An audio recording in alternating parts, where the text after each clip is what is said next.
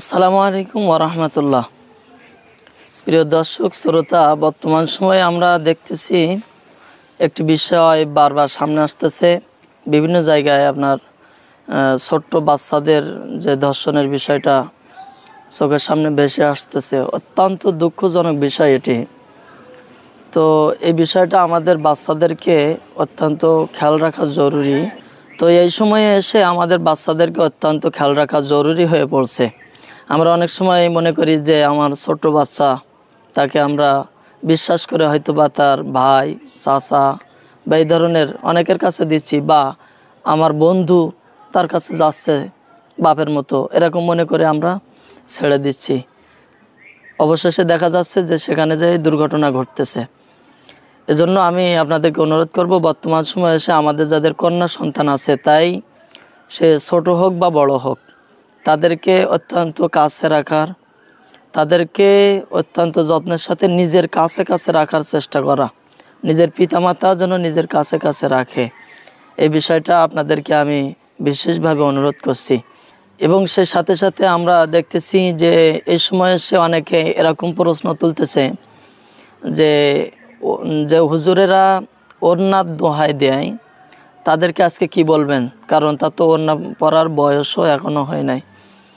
এরকমভাবে আরও অনেকগুলো বিষয় তুলে ধরতেছে যে তার তো পর্দা করার বয়স হয় নাই।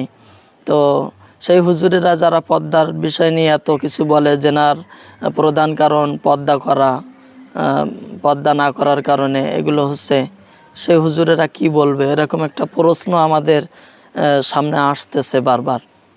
তো আসলে বিষয়টি এরকম হয়ে গেছে, মানে আমার দৃষ্টিকোণ থেকে আমি আপনাদেরকে বলতেছি যে আপনারা হয়তো অনেকে এরকম প্রশ্ন তুলতেছেন, কিন্তু আসলে বিষয়টা হচ্ছে কি, একটু যদি বিবেচনা করে দেখেন, দেখা যায় রাস্তাঘাটে যে বখাটে ছেলেরা এরা ঘোরাফেরা করে, আপনার বিভিন্ন মানে অশ্লীলতা দেখে, ফোনের মাধ্যমে হোক বা সরাসরি রাস্তাঘাটে অনেক বেপর্দা মহিলাদেরকে দেখে।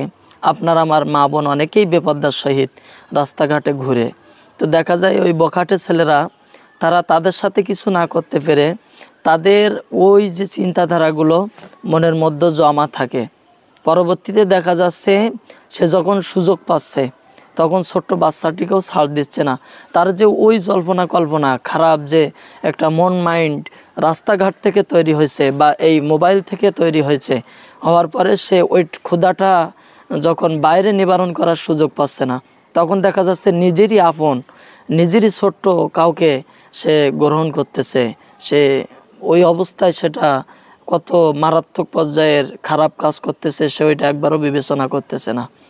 ধর্ষণ এবং খারাপ যে কাজগুলো ঘটতেছে বর্তমান সময়ে এসে, এগুলো অবশ্যই বেপর্দার কারণেই হচ্ছে। হয়তো বেপর্দা যে করতেছে তার সাথে না হলেও সেই কাজটা আপনার আমার ছোট কোনো সন্তানের সাথে হচ্ছে। এজন্য পর্দার বিষয়, বিশেষ করে ইসলামের প্রত্যেকটা সৌন্দর্য আমরা যদি আঁকড়ে ধরতে পারতাম, আমরা যদি ইসলামের প্রত্যেকটি সৌন্দর্য গ্রহণ করতে পারতাম, আমরা সব দিক দিয়ে সুন্দর থাকতে পারতাম। আজকে যারা অস্বীকার করেন পর্দার দোহাই দিয়ে, আপনারা এই ধর্ষণের বিষয় নিয়ে আপনারা পর্দাকে প্রশ্নবিদ্ধ করতেছেন, তাদেরকে আমি জানি না আমার এই কথার মাধ্যমে বোঝাতে পারলাম কিনা। সংক্ষিপ্তভাবে আপনাদেরকে এতটুকুই বোঝানোর চেষ্টা করলাম। যদি বুঝে থাকেন, হয়তো আমার মতের সাথে অনেকের মত নাও মিলতে পারে। তো আমার মানে নিজে ব্যক্তিগতভাবে আমি এটাই বুঝেছি, তাই আপনাদেরকে প্রকাশ করলাম। তো আপনাদেরকে আমি অনুরোধ করব, ছোট্ট সন্তান আছে অনেকের, ছোট্ট কন্যা সন্তান আছে, অত্যন্ত যত্নে নিজের কাছে রাখুন এবং সন্তানকে সময় দিন।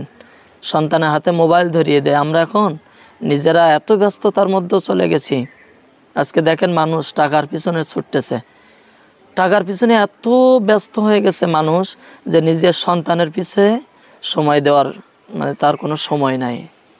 এখন নিজের মাতা পিতা এত কর্মব্যস্ত হয়ে গেছে যে সন্তানকে কান্না থামানোর জন্য মোবাইল ধরিয়ে দিচ্ছে, সন্তানকে অন্য কাজে ব্যস্ত রাখার জন্য মোবাইল ধরিয়ে দিচ্ছে, সন্তান সেই মোবাইলের প্রতি আসক্ত হচ্ছে। তো একসময় যে এগুলো থেকেই সন্তান আস্তে আস্তে আস্তে আস্তে করে খারাপ অশ্লীলতা ভিডিও ছবি এগুলো দেখতে দেখতে সে ওই খারাপ পথেই চলে যাচ্ছে। আজকে একটু চিন্তা করলে বুঝবেন যে আগে আমাদের বয়স কত হলে আমরা এই যে 18+ বিষয়গুলো আমরা বুঝতাম, জানতাম। আর এখনকার ছোট্ট ছোট্ট পোলাপান, ছোট্ট ছোট্ট ছেলে মেয়ে, তারা এখন খুবই অল্প বয়সে, যেটা আমরা মানে কল্পনাও করতে কষ্ট হয়, ওই রকম বয়সে এসে এই ছোট্ট ছোট্ট বাচ্চাগুলো তারা আপনার খারাপ কাজে জড়িয়ে যাচ্ছে। তো যাই হোক প্রিয় বন্ধুরা, আমাদের এই বিষয়গুলো অত্যন্ত সতর্কতা অবলম্বন করা দরকার বর্তমান সময়ে। ছোট্ট বাচ্চা আছে অনেকের, সুন্দর দেখতে, তো এই সুন্দর দেখতে সন্তানটিকে আপনারা সুন্দরভাবে সাজায় রাস্তায় বাহির করে দিচ্ছেন। তো দেখা যাচ্ছে যে ওই ওই ছোট্ট সন্তানটিকে নিয়ে অনেক খারাপ জল্পনা কল্পনা করতেছে অনেক মানুষ, এরকমও আছে। আপনি মনে করতেছেন সবাই ফ্রেশ, কিন্তু দেখা যাচ্ছে আপনি মনে করতেছেন বন্ধু, আপনি মনে করতেছেন আমার তো ভাই, সে এরকম ভাববে না, কিন্তু দেখা যাচ্ছে সে ভাবতেছে ওরকম।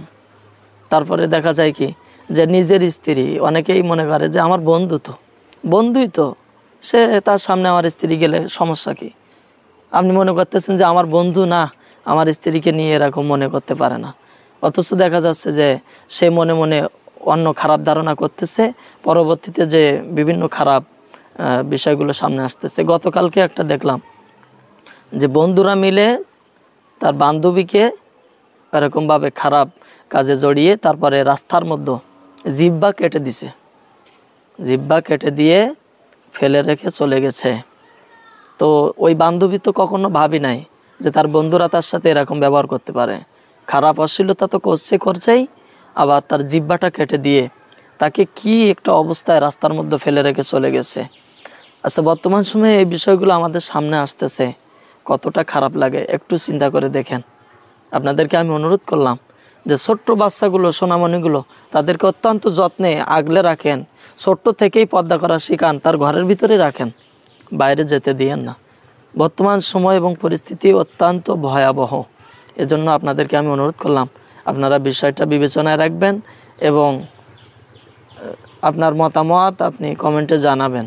আমার মতের সাথে আপনার মত নাও মিলতে পারে, যদি আপনার কোনো সুন্দর মতামত থাকে আপনি জানানোর চেষ্টা করবেন। বিষয়টি আমিও আরও বিচক্ষণ করে দেখার চেষ্টা করব এবং আমিও সামনে যদি আমার ভুল হয় আমি আপনাদেরকে সঠিকটা জানানোর চেষ্টা করব ইনশাল্লাহ। আসসালামু আলাইকুম ওয়া রাহমাতুল্লাহ।